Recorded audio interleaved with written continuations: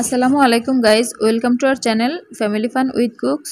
তো শীতকাল মানেই সন্ধ্যাবেলা হয় পাকোড়া, না হয় মুড়ি মাখা। এটা ছাড়া আসলে জমে না। তো আজকে আমি আপনাদের সাথে শেয়ার করব মুড়ি মাখা। তো সম্পূর্ণ ভিডিওটি না টেনে দেখার অনুরোধ রইল। আর আমার ভিডিওটি যদি ভালো লাগে তাহলে অবশ্যই like, comment, share and subscribe করে পাশে থাকা বেল বাটনটি ক্লিক করে অল নোটিফিকেশনে দিয়ে রাখবেন, যাতে আমি নতুন কোনো ভিডিও আপলোড দেওয়া মাত্রই আপনাদের কাছে নোটিফিকেশন চলে যায়। আর আমার এই মুড়ি মাখাটা কেমন হলো অবশ্যই কমেন্ট বক্সে জানাবেন, এটা স্পেশাল রিকোয়েস্ট। তো আমি এখানে প্রথমে টমেটো, শসা, গাজর, লেবু, পেঁয়াজ, কাঁচামরিচ, নাগামরিচ মানে বোম্বাই মরিচ আর ধনেপাতা নিয়ে নিয়েছি। তো আমি শীতকালীন ধনেপাতাটা আমার ঘরে ছিল না, তো আমি আমার বাগানের কাছে বারান্দায় গাছে যে ধনেপাতা ছিল সেখান থেকেই 2টা পাতা নিয়েছি। এবার আমি শসা, টমেটো, গাজর, পেঁয়াজ এগুলোকে কুচি করে কেটে নিয়েছি। সবগুলোকে একদম পাতলা মিহি করে কেটে নিয়েছি, দেখে বুঝতে পারছেন। একটু চিরি করে কাটলেই আসলে খেতে ভালো লাগে। খেতে ভালো লাগে কিনা বলতে পারবো না, জাস্ট দেখতে ভালো লাগে, আর খেতে তো অবশ্যই ভালো লাগে। এখানে নিলাম 2টা পেঁয়াজ কুচি। আমার নাগামরিচটা যেহেতু প্রচণ্ড ঝাল, সেক্ষেত্রে আমি অল্প একটু নিয়েছি, যেহেতু ঘরে বাচ্চা আছে। ওখানে নিলাম লবণ, কাঁচামরিচ কুচি। এখানে 2 ফালি লেবু নিয়েছি, এর 1 ফালি লেবু আমি এভাবে কুচি করে নিয়েছি, আর ওই 2টা থেকে আমি রস নেব।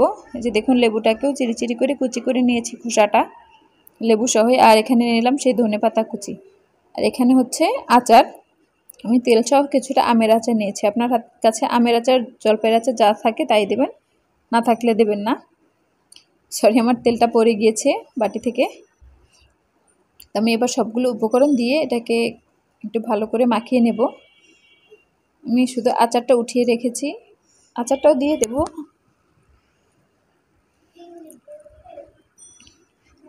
লেবু 2টার রস আমি ভালো করে চিপে নিচ্ছি। লেবু 2টার রস চিপে নিয়ে আমি এখানে কিছুটা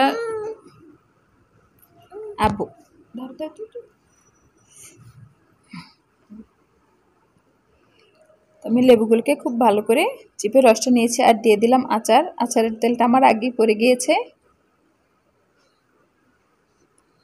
এবার এগুলোকে খুব ভালো করে মাখিয়ে নেব, একদম হাত দিয়ে নরম করে মাখিয়ে নেব। তবে এটা মেখে বেশিক্ষণ রাখবেন না, সেক্ষেত্রে পানি বের হয়ে গেলে মুড়িটা যখন মাখাবেন মুড়িটা নরম হয়ে যাবে তাড়াতাড়ি, খেতে হয়তো ভালো লাগবে না খুব একটা। আমি এটাকে মাখিয়ে সাথে সাথেই চানাচুর দিয়ে দিলাম।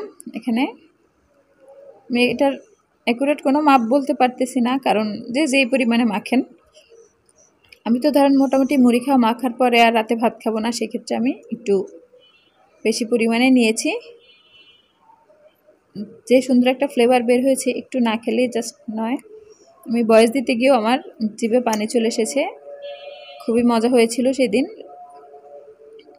এবার দিয়ে দিলাম মুড়ি, দিয়ে আমি মুড়ি দিয়ে এটাকে আরও কিছুক্ষণের জন্য মাখিয়ে নিয়েছি। কেউ লোভ দেবেন না, সেক্ষেত্রে আমার পেট ব্যথা করবে। আমার সবগুলো মুড়ি মাখানো হয়ে গিয়েছে।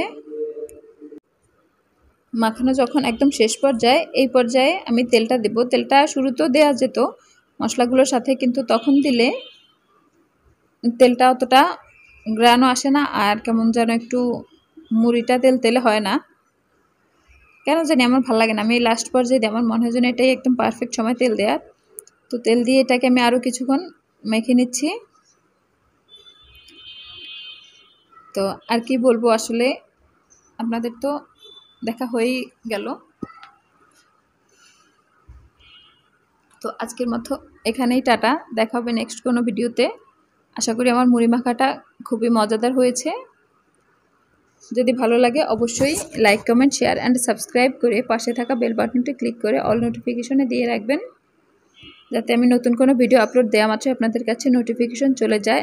আমার চ্যানেলটি একটি রান্না এবং ফ্যামিলি যেসব ফান হয়, বাচ্চাদের কিছু মোমেন্ট আমি শেয়ার করে রাখি এই চ্যানেলে, আর কিছু রেসিপি শেয়ার করি। তো আপনাদের যদি আমাকে এবং আমার চ্যানেলটাকে ভালো লাগে অবশ্যই সাবস্ক্রাইব করবেন। আর আজকের মতো এখানেই টাটা, আল্লাহ হাফেজ।